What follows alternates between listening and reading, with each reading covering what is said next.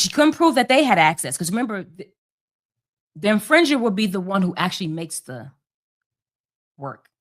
The one who actually is doing the copying is the infringer. If Fox did not make the work, it doesn't matter if Fox had access. You're only proving access by the infringer. So she had to prove that the individuals who made Terminator 1 through 3 had access. She only can show Fox had access, and Fox said, we had no relationship with the creators of Terminator 1. We had nothing to do with the creation of Terminator 1. We had nothing to do with the producing, distributing, nothing to do with it. Our relationship came about after Terminator 1. So she could not prove access. And then one of the creators of Terminator said, okay, well, both creators said we had no relationship at all with, this is James Cameron and Gail Hurd. We don't know Miss Sophia Stewart. We only became knowledgeable about her during this case. So we don't know about her. We never received her manuscript, screenplay, nothing. No contact with us. We don't know her. But also Cameron came and said, Terminator 1 screenplay, I created that in 1982, which was before Sophia Stewart finished the Third Eye manuscript in 1983.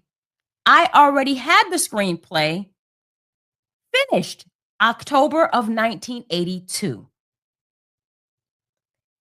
And because she couldn't prove that Cameron and Gail had access, only Fox did, and she couldn't prove a chain of events between Fox and the creators, she couldn't prove that James and Gail had access to her work. So because she couldn't prove that, the conversation was no longer about, was the Terminator substantially similar to the Third Eye? It had to be strikingly similar now, because you couldn't prove access. And so when the court looked at it, although there was a lot of evidence that they did not allow Miss Sophia to submit. And I'm going to tell you why. But they didn't allow her to actually submit it for record. But they did look at it.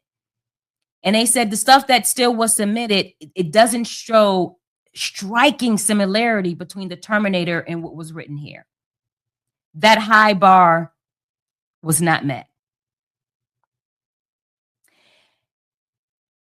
Now, when we go to The Matrix, and looking at The Matrix, remember I said she sent out an ad, or she sent out a response to an advertisement. And that advertisement solicited sci-fi material. And that ad was put out by the Wachowski brothers. When she seen The Matrix released in 1999, she said, hey, that is an infringement, a derivative of my Third Eye work.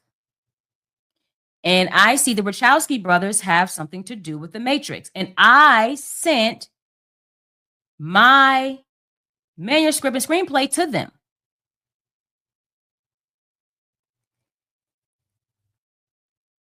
Matrix released in 1999, but in the summer of 1986, I sent it to these Wachowski brothers. Well, you had to prove that they have access. If they had access by you mailing them this, there's several questions. Do you have proof of the advertisement? No proof of the advertisement. Do you have proof they received it? There was no proof that they actually received what was mailed. One is stated on record that when it was mailed, they never even responded. She never received a response back from anyone, including them. She never received the response back. So no, I don't have proof of this advertisement. I never was contacted back. So there's no proof that they actually have access. And to take it farther, Wachowski brothers said that one, they didn't put out an advertisement ever in 1986. They said, neither one of us ever placed an advertisement in a national magazine soliciting any work for any sci-fi fiction. Not just in 1980s, in 86, we didn't do that. We never did it any other time. Like, there's no evidence out there. We never put out an ad. And one of the brothers said, as a matter of fact, I was 18 years old then in 1986. I just graduated from high school. That wasn't what I was focused on. The other brother said, shoot, I was 21 years old and I was attending college in New York. I wasn't looking at that. But there was some testimony and some arguments that Sophia Stewart did want to omit that was not permitted to be omitted, which I'm going to talk about, like I keep saying, I'm going to talk about in a few minutes. This is why I feel like, it's an unfortunate situation for her to be able to at least put things on record, even if the court was looking at the things and giving their response to it. It'd have been nice to have certain things on record. But yeah, it was also stated in the record that, so when there's a claim filed, there's omissions that you omit or deny certain things, certain questions, and you have to submit that. It was stated that in the omissions that Ms. Stewart omitted that there never was an advertisement. Now, when I say the omission, the record says omissions, she couldn't contradict her omission that the Wachowski brothers never placed an advertisement. She couldn't contradict that now in her testimony. Again, the omissions are answered by an attorney. They're not answered by the person. Unless you are representing yourself pro se, anything that's written, submitted, everything is by an attorney.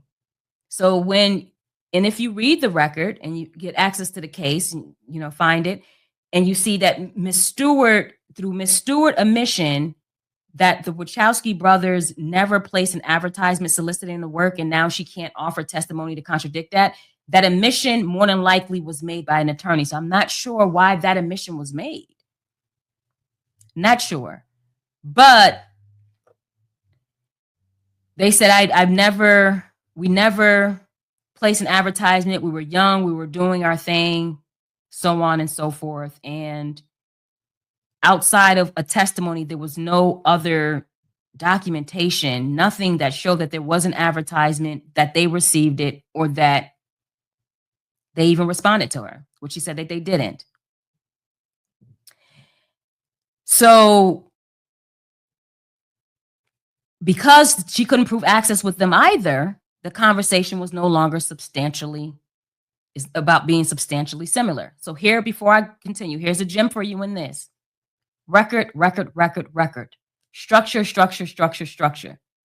Keep records of things that you are doing, who you're talking to, when you're talking to them, why you're talking to them, what they got. Records are going to be important. You're mailing things. My owners, my founders, my athletes, my creatives, sports professionals in general, not just athletes.